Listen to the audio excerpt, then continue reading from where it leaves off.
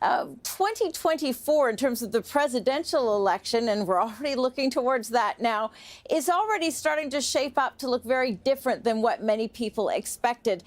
The chances for Donald Trump running again seem to look less likely, given the fact that many of his endorsements and many of the candidates he endorsed did not do well. And the other message that you can take away from this is that the one candidate or Republican that did do well in Florida, the governor, Ron DeSantis, may in fact now be the front runner instead of Donald Trump. So that's one message that is being taken away in all of this. And the other one for Republicans is that they had sort of lofty goals if they had control of the House, and we're still not 100% sure about that. But what we do know is that it's not going to be this overwhelming majority that's going to give them the mandate to do whatever they want. And that's really going to limit their ability to kind of press forward on their legislative agenda. In other words, the things that they wanted to undo of the Biden agenda will now become much more difficult. Okay, and what is the mood like at the White House where you are as these results come in? A lot more optimistic. In fact, we are waiting to hear from the White House for an update on the president's schedule. We do expect to hear from the president today. We have not had an update yet. We are being told that we're going to get something in the form, maybe a speech, maybe a press conference. We still don't know. But what we do know is that the message is likely to be something along the lines of the Biden agenda has not been rejected. This is an affirmation that the people of the United States, well, they may think that the job that Joe Biden is doing isn't the greatest. His approval rating is 54% of Americans disapprove of how he's doing the job. But in terms of what he's trying to accomplish, they seem to still like. In other words, they like that he's fixing bridges. They like that he's trying to address climate change. And they like that he's trying to protect a woman's right to choose. That's what the overall message seems to be in all of this. And so the White House seems to want to celebrate that. And we're going to hear likely from the president in his words about what he intends to do, not just for the next 2 years, but likely that he plans to run again in 2024. All right. Thank you so much. Kimberly Halkett reporting from the White House.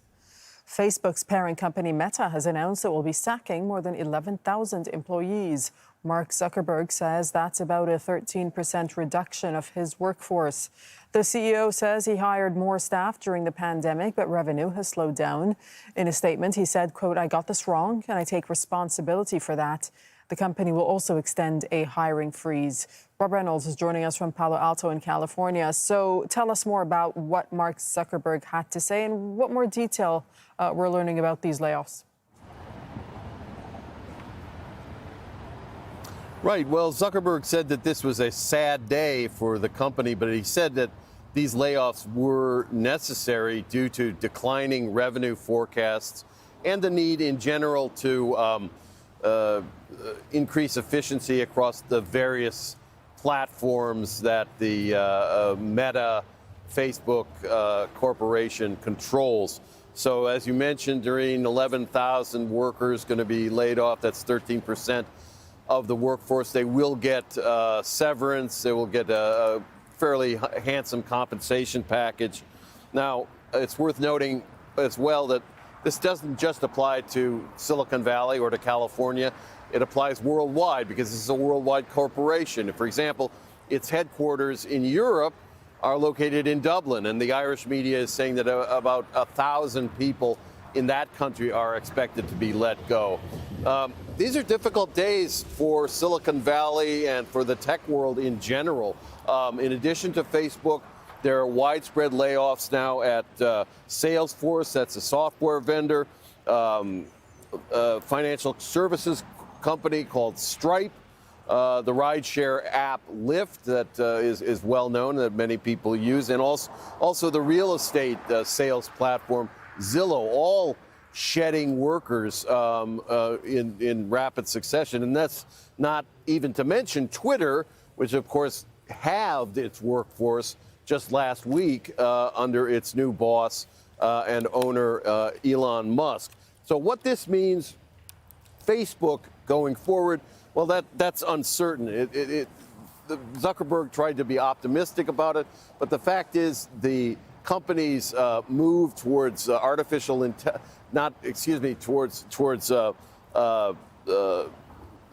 virtual reality. Sometimes I get these tech terms mixed up, but virtual reality, a big bet by Meta on virtual reality, that didn't pan out as well as they hoped. And the underlying problem for Facebook is demographics. The company is facing tough competition for younger users from platforms like TikTok. Many Gen X, Gen Z users think that Facebook is kind of old school now, not very cool. It's something their parents use instead of the latest social media applications. So the company actually lost some of its users, daily users, for the first time this year in its 18-year history. So unless those trends can be reversed, these layoffs might just be a harbinger of things to come. All right, thank you so much. Rob Reynolds reporting from California. You're with Al Jazeera. Coming up right after the break, Italy backs down and allows people from 3 migrant rescue ships to disembark while a 4th heads to France.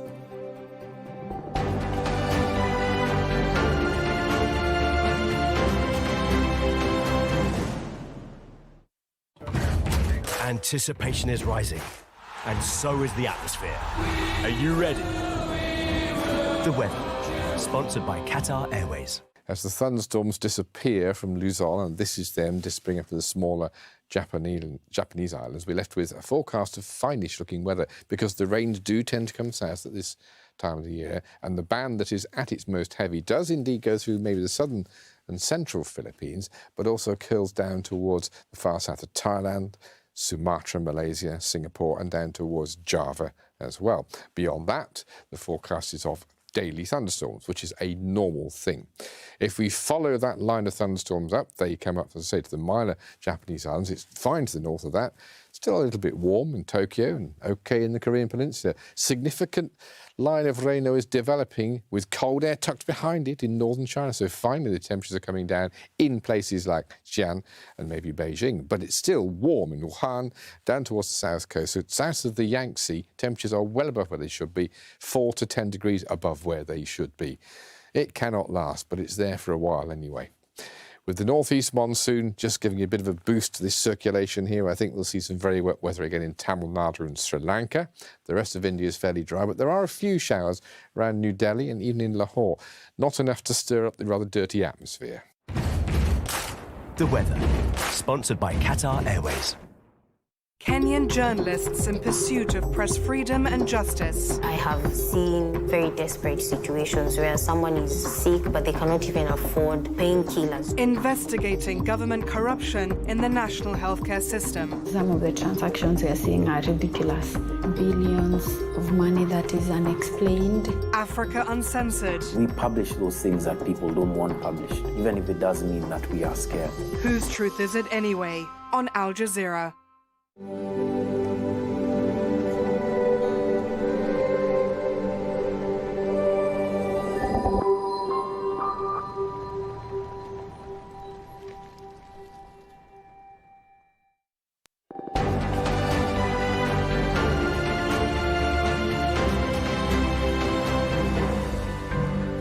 Hello again, the top stories on Al Jazeera.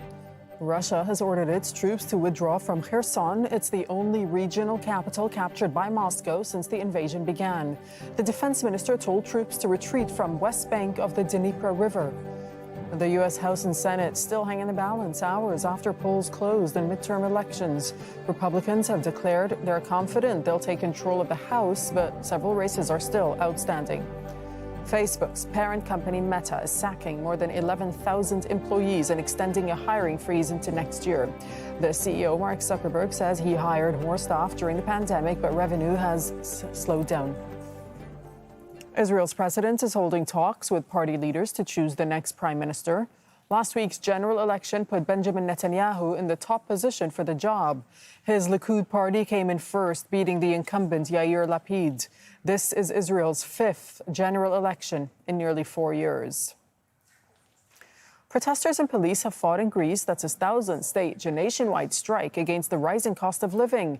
Police fired tear gas while protesters hurled petrol bombs and stones at officers guarding the parliament building. Public schools have been shut, and flights and public transport are facing severe disruptions. Unions are demanding lower taxes and an increase to the minimum wage. John Soropoulos has more from Athens.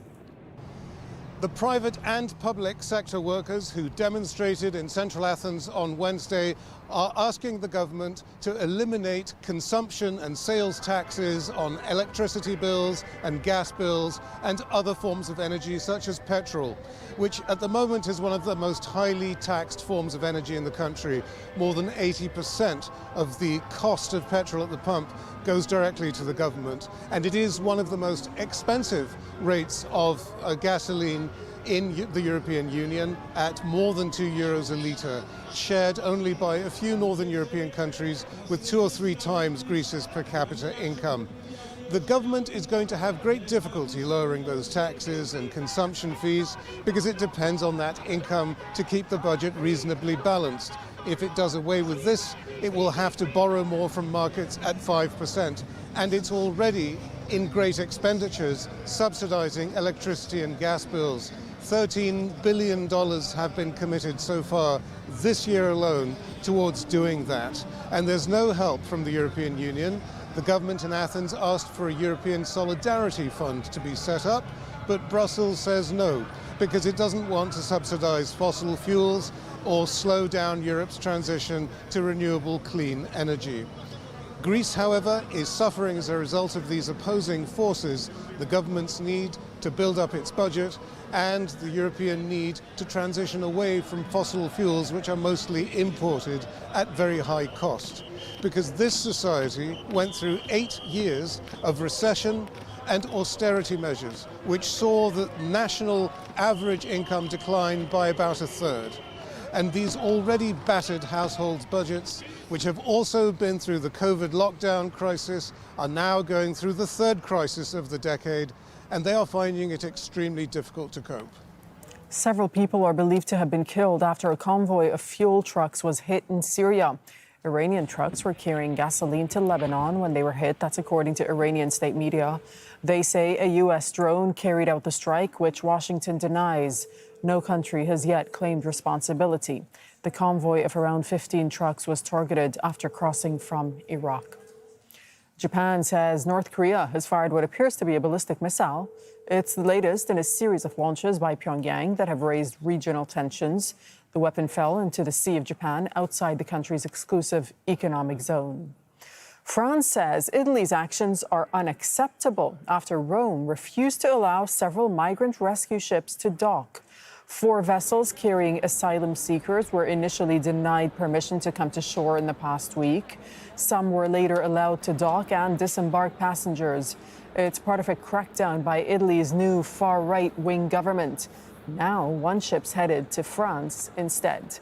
Tony Bertley is in Catania with more on the response from Italy's new government. We're hearing that there are divisions within the administration, and we have spoken to members of the Brothers of Italy party, the party of Giorgia Meloni, and they were quite adamant when I spoke to them yesterday that, you know, in their words, she will walk the line, she will not back down, she will continue to have this hardline approach. But of course, at the end of the day, as we've seen, they haven't. Promises are one thing, reality is another, and I think the government has learnt a lesson that what it promises is not always what they can keep. And they have got to do a different policy now, because the rescue ships that we have been featuring are going back out as soon as possible and will still continue to save lives, because this episode will not stop people trying to seek a safer and better life. They're still going to come from Africa. They're still going to put up with the terrible conditions at sea, especially starting now in the winter, and people will drown. And without these rescue ships, the casualty rate will be higher and higher. So it's important for them to carry on. And the Italian government has to face reality. Its opponents are saying that these people should be allowed in and be given compassion. An earthquake in Nepal has killed at least 6 people. The magnitude 6.6 tremor struck early on Wednesday morning. Houses in the western district of Doti collapsed, and the army has been searching the rubble for survivors.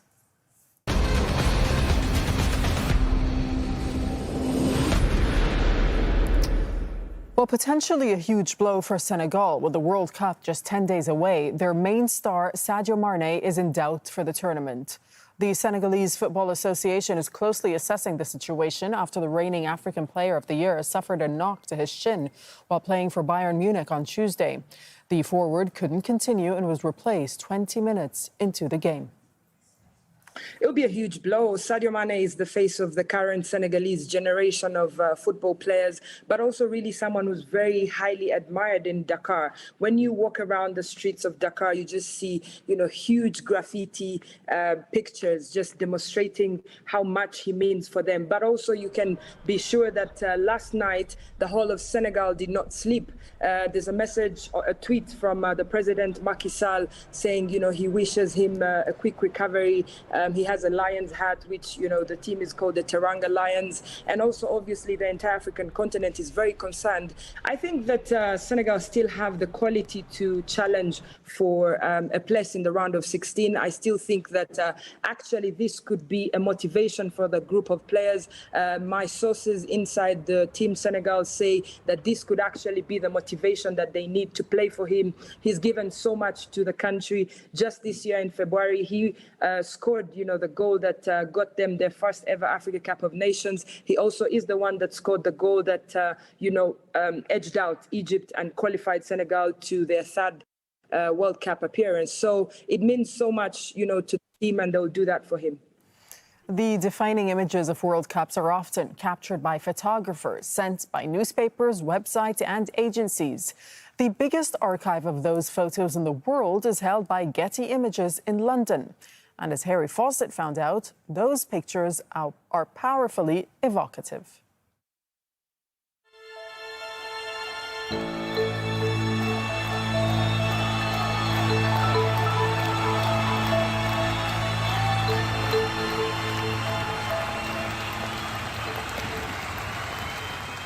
We're here in Canning Town in East London amid the industrial estates and the storage centres, and at the heart of it all is the Getty Images Archive, and we're here to meet its boss, Matthew Butson, who happens to be a football fan, and we're on the hunt for some World Cup treasure. Matthew, nice to meet you. Thanks for having us. Nice to meet you too. This is the largest commercial archive in the world. 80 million bits of glass, paper and plastic, otherwise known as the Getty Images Archive. Wow, that's huge. So yeah, let's see what we can find in terms of the very first ever World Cup. Okay, so this is World Cup, the early World Cup, so this is 30 to 38, so Uruguay will be in here somewhere. So some of this is a bit grainy because obviously this was from newspapers at the time. People weren't really sending photographers, from Europe. I mean, that's a great shot. It is. It really is. Is that the final? Is that the yeah, celebrations? so Lorenzo Fernandez, Pedro Xea and Hector Scaroni celebrating their victory. So it can't be in an archive in England without talking about 1966. Absolutely. It's all burned into our memories. Mm-hmm. But that's the iconic shot. The composition of it is just actually perfect. Yeah. And I love Nobby Stiles, without his teeth. And the light on his face and on the cut. It's actually pin sharp. Aside from the action on the pitch, there are some pretty standout images, around the whole event, right? A shot I love is Pele training in the rain. That is fantastic. So all his the rest of his squad thought, I'm not doing that. This is so Britain. This is so, but this is the young fan desperately after an autograph. Yeah, and it's quite sad, as we know, Pele was injured quite early on, so didn't make the impact that people thought he might have done. Pretty soggy autograph book. Absolutely. And you wonder who that guy is today and whether he's still got that autograph. So Matthew, you found some others here. I mean, straight away the eye is drawn to something that the referee didn't see on the day, some of the commentators didn't see on the day, but is pretty clearly in that picture. It's such an iconic picture, Maradona's hand of God. It just shows you, capturing the decisive moment and just clicking that shutter just at the right time.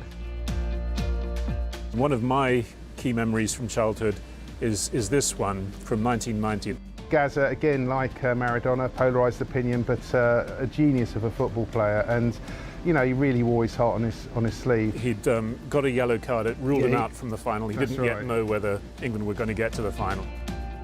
So Matthew, we've come upstairs because after 99 everything goes digital, so this is where we need to be to check out all the more recent World Cups. I'm probably thinking of Zinedine Zidane, you know, this amazing footballer, having this moment of madness. Again, it's that decisive moment, you know, just having the presence of mind, because obviously there were lots of other stuff going on at the time, and it'd been very easy to, you know, be focusing on whatever, and then suddenly it was, oh no, something else has gone on. So I think, photographers have got to have eyes in the back of their head sometimes.